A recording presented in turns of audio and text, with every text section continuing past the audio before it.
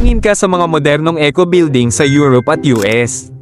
Alam mo bang ang matibay at makabagong alternatibo sa bakal at kahoy na ginagamit nila ngayon ay galing sa kawayan na mabilis lang tumutubo sa atin? Ang tinutukoy natin ay engineered bamboo.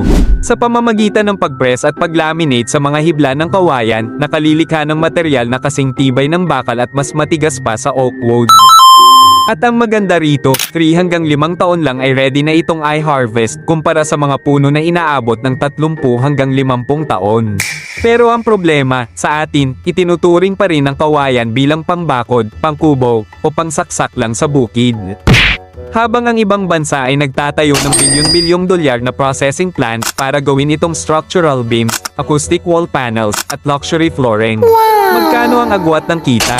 Aabot sa 20 hanggang 30 beses ang itinataas ng halaga ng kawayan kapag ginawa na itong engineered bamboo. What? Mayaman tayo sa lupang pwedeng tamnan nito, pero umaangkat pa rin tayo ng milyon-milyong dolyar na halaga ng imported steel at timber para sa ating infrastructure.